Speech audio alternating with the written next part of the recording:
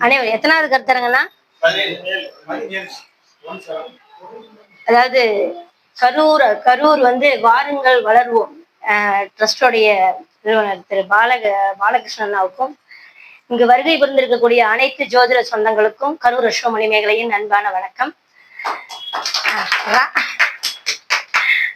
அதாவது இப்ப பேசுறதுக்கெல்லாம் டைம் இல்லை, அதனால நேரடியா பாயிண்ட்டுக்கு போயிடுறேன்.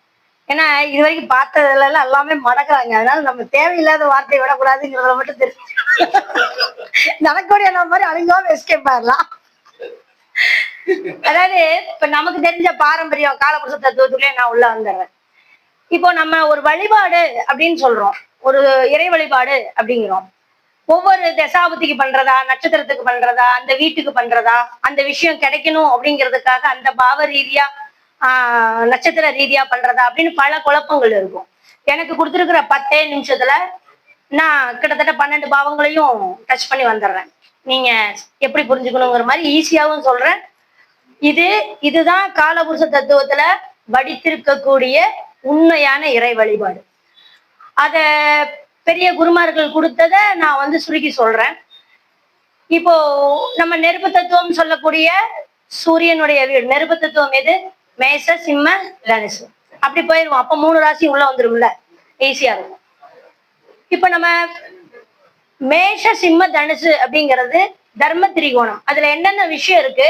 நம்ம ஒரு பெயர் புகழ் அடையிறது இருக்கு, நம்மளுடைய வம்ச விருத்தியை சொல்லுது, குலதெய்வ அனுகிரகங்களை சொல்லுது, மூதாதையருடைய சாபமா இருக்கட்டும், யோகமா இருக்கட்டும், சொத்தா இருக்கட்டும், எல்லாமே சொல்றது தர்ம திரிகோணம் தான். ஒவ்வொருடைய லக்னத்திற்கும் 159 தான் இல்லையா? முன்னோர்களை நீ கும்பலாங்கிறது நீங்க எங்க போனீங்கன்னாலும் ஜோசியத்துல எல்லா ஜோசியரும் கடைசியில நிக்கிற சாபம் 2 இடம்தான். ஒண்ணு குலதெய்வ வழிபாடு இல்ல, 2வது முன்னோர்களுக்கு நீ ஒழுங்கா திதி கொடுக்கல, இறந்து போனவங்க சாபம். அல்ல நீங்க மேக்சிமம் பாருங்க, பரிகாரம் அத்தனை இதுக்குள்ளதான் இருக்கும். இந்த 2குள்ளதான் நிற்பாங்க. பிரசன்னத்திலயா இருந்தாலும் எதுலயா இருந்தாலும் இதுக்குள்ளதான் நிற்பாங்க. இது எங்க வருது அப்படின்னு பாத்தீங்கன்னா 159 தான். அப்போ தர்ம திரிகோணங்கள். இதை நம்ம எப்படி வழிபாடா எடுக்கிறது அப்படின்னா, இப்ப நீங்க அது திதி கொடுக்கறதா எடுத்துக்கலாம். சிவாலயங்கள் சம்பந்தப்பட்ட விஷயங்கள்ல நீங்க போய் வழிபாடு பண்றதுன்னா, இதுக்கு ஷார்ட்டா ஒரு விஷயம் நான் சொல்றேன்னா, நீங்க சூரியனுடைய நட்சத்திரங்களை எடுத்துக்கங்க. சூரியனுடைய நட்சத்திரங்கள்ங்கிறது என்ன?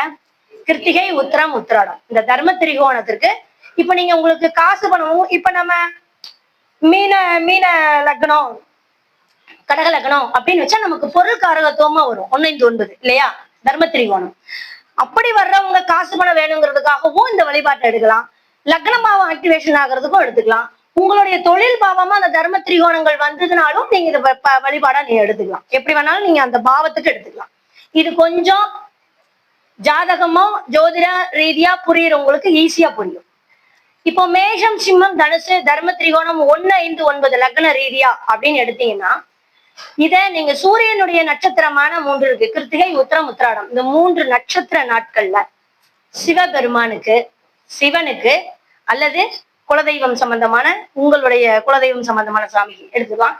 ஏன்னா சூரியனை காவல் தெய்வத்தினுடைய அனைத்து அப்படி இங்கதான் இருக்கு. காவல் தெய்வமான அனைத்து விஷயங்களும் இந்த சிவனுடைய ஆதிபத்தியத்துக்குள்ள வருவாங்க. யாருங்க? ஐயனார்ல இருந்து, கருப்பணசாமியில இருந்து, முனிப்பன்ல இருந்து எல்லாமே சூரியனுடைய கான்செப்டுக்குள்ள, சூரியன் செவ்வா கான்செப்டுக்குள்ள வருவாங்க. அப்போ நீங்க உங்களுடைய குலதெய்வம் காவல் தெய்வங்களை எடுத்துக்கிட்டாலும் சரி, சிவாலயங்களை எடுத்துக்கிட்டாலும் சரி, குழந்தை வேணும்னாலும், பூர்வீகம் சம்பந்தமானதா இருந்தாலும், பேர் புகழ் வேணும்னாலும், ப்ரமோஷன் வேணும்னாலும், அத்தனையும் இந்த 159க்குள்ள அடக்கம். அப்போ சிவனுக்கு இந்த சூரியனுடைய நட்சத்திர நாட்கள்ல தேன், ஒரு 100 தேன் உங்களுடைய வசதிக்கு தகுந்தவாறு அட்லீஸ்ட் ஒரு 100 தேன் எடுத்து ஒரு 4 பலாச்சொலைய பிச்சு அந்த தேன்ல ஊற வச்சு அதை கொண்டு போய் சிவனுக்கு அபிஷேகமோ அல்லது உங்களுடைய காவல் தெய்வங்களுக்கு அபிஷேகமோ பண்ணீங்கன்னா, நீங்க இதை பண்ணிட்டு பாருங்க. நீங்க எதுக்காக போறீங்களோ அந்த விஷயம் அடுத்த மாசம் வர்றதுக்குள்ளே அது நடந்திருக்கும். இது தர்ம திரிகோணங்கள் சொல்லும் நிலை. இதுல என்ன தாற்பயம் இருக்கு அப்படின்னு கேட்டீங்கன்னா, இந்த சிவனுடைய அம்சம்ங்கிறதே, ஏன்னா பொதுவா குரு சூரியன் கான்செப்ட்லயே சிவனை தானே சொல்லுவாங்க. சிவன் சொத்தும்பாங்க, சூரியன் குரு, சிவராஜ் யோகம்பாங்க. அப்ப செவ்வாய் அந்த வீட்டுக்கு உச்சம் கொடுத்த ஒரு கிரகம். இன்னும் சொல்ல போனா அதுல சுக்கிரன்ங்கிறது பலாச்சொலைங்கிறது சுக்கிரன். கேது ஆட்டோமேட்டிக்கா ஆன்மீகத்தினுடைய அந்த ரீதியில ஆன்மீகத்தை முழு மூச்சாக கொண்டிருக்கக்கூடிய சிவபெருமானையோ காவல் தெய்வத்தையோ சுடுகாட்டுக்கு காவல் இருக்கக்கூடிய தெய்வங்களுக்கு சொல்லக்கூடிய விஷயங்கள் எல்லாம் கேது எடுத்துக்கலாம். இப்ப இந்த மூணும் நம்ம செய்யற அபிஷேகத்துக்குள்ளேயும் வந்துடும். அந்த காரக கிரகமும் அந்த வீட்டுல இருக்கக்கூடிய சூரியன் சுக்கிரன் கேதுக்குண்டான காரக கிரகங்களும் அதுக்குள்ள வந்துடும். இத நீங்க அபிஷேகம் பண்ணி பாருங்க, உங்களுடைய தர்ம திரிகோணம் ஆக்டிவேட் ஆகும். முதல் விஷயம்.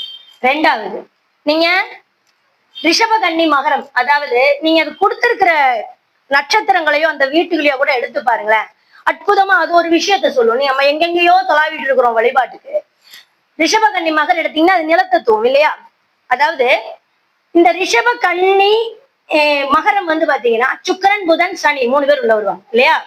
இவங்க நில கான்செப்ட்ல பொருள் காரகத்துவத்தை குறிக்கக்கூடிய அமைப்புலதான் உள்ள வர்றாங்க. தர்மத்தை குறிக்கிறது நீ யாருன்னு சொல்றது தர்மம், நீ என்ன சம்பாதிக்கிற அப்படின்றத சொல்றது சுக்கிரன் புதன் சனி 3 பேர் தான். இப்போ இவங்க நமக்கு வேணும் அப்படின்னீங்கன்னா ஒண்ணு இல்லைங்க, இங்க இடத்துலதான் என்னன்னா, நீ உனக்கு காசு பணம் தங்கலையா, உனக்கு சோத்துக்கே பிரச்சனையா, அன்னதானங்கள் பண்ணு அப்படிங்கிறது மற்றவங்களுடைய. ஏன்னா பொருட்காரகத்துவம் எல்லாமே நிலத்தத்துவங்கள் அத்தனையுமே அன்னதானங்களை மட்டுமே சொல்லும். அதற்கான காரக கிரகங்கள் என்ன அப்படின்னு பாத்தீங்கன்னா சுக்கிரன் புதன் சனி. இப்போ சுக்கிரன் புதன் இன்னொரு இடத்துக்கு ஆதிபத்தியமா வருவாங்க, காற்று ராசிக்கும் அவங்கதான் வருவாங்க. இருந்தாலும் இதோடைய ஸ்பெஷாலிட்டி ஒண்ணு, நீங்க இதெல்லாம் பெண் கிரகமா வரும் பாருங்க. சுக்கிரன் புதன் சனி 3 பேருமே பெருமாளினுடைய அம்சமாகவும் காசு பணத்தை கொடுக்கிற கிரகங்களாகவும் வருவாங்க.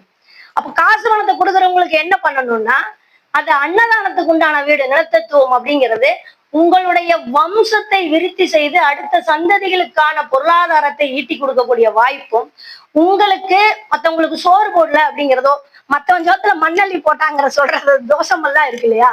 இந்த வாங்கினவன் காசு கொடுத்தவன் கொடுக்கல, நான் கொடுத்தவன் கொடுக்கல, நான் வாங்கினவனுக்கு என்னால கொடுக்க முடியல அப்படின்னு காசுனால வர்ற தோஷங்கள் அனைத்தையுமே இன்னைக்கு நிறைய முதலாளிகள் அன்னதானத்துலதான் தன்னோட தோஷத்தை தீர்த்துட்டு போயிட்டு.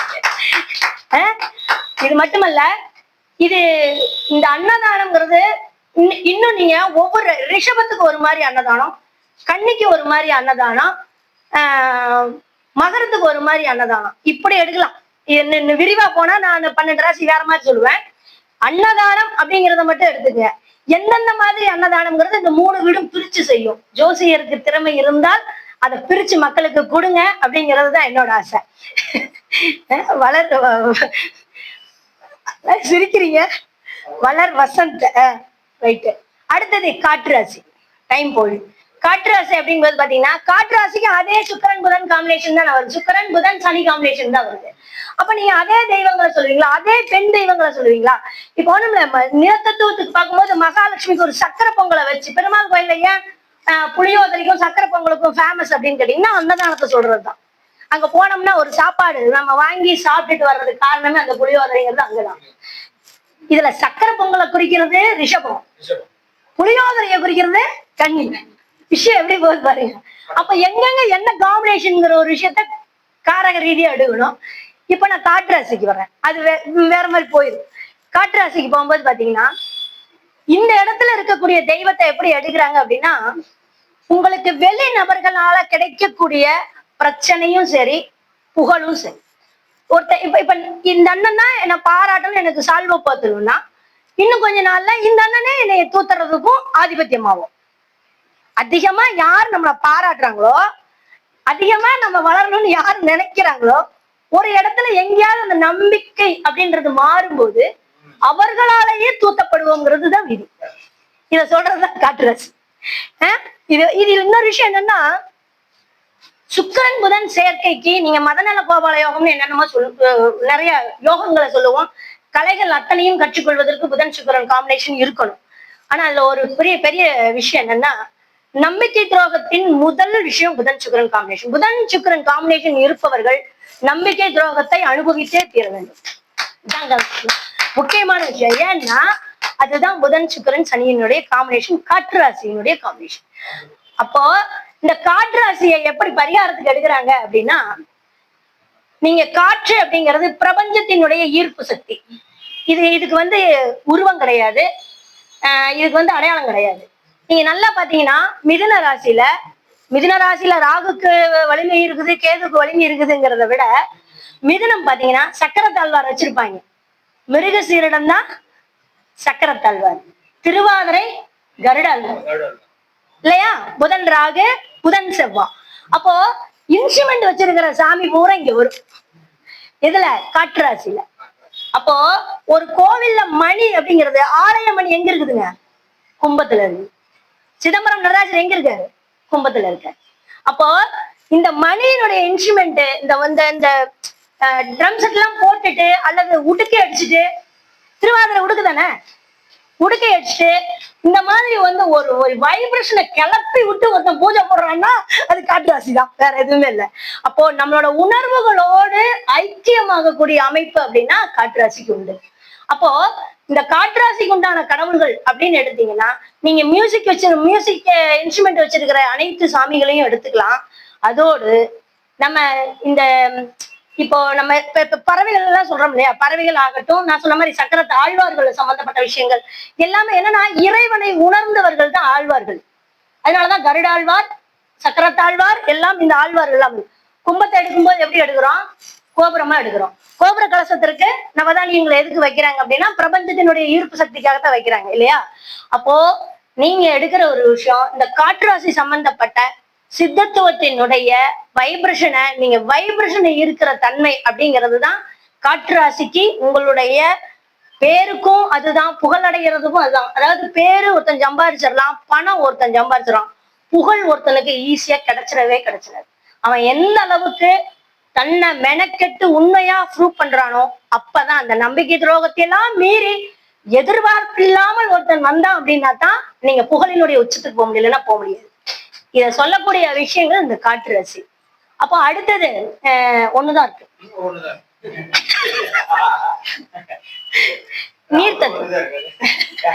நீர்த்தத்துவம். நீர்த்தத்துவத்துக்கு எடுக்க போனா, நீர்த்தத்துவத்தினுடைய காரக கிரகங்கள், அதாவது வீட்டினுடைய கிரகங்கள் எதுங்க? நீராசியினுடைய கிரகங்கள் சந்திரன், செவ்வாய், குருதான் இல்லையா? நீர்த்தத்துவத்தினுடைய அமைப்பு. இந்த சந்திரன், செவ்வாய், குரு 3 பேரும் நம்மளுடைய ஆசைகளினுடைய அவஸ்தைகளினுடைய ஸ்ட்ரென்த்தை சொல்றது அவங்கதான். இந்த இடத்துக்கு கடங்கார பயல வீடுங்கிறதுனால கடனுடைய ஆதிபதி. நீங்க பஞ்சபூத தத்துவத்துல பிரிச்சீங்கன்னா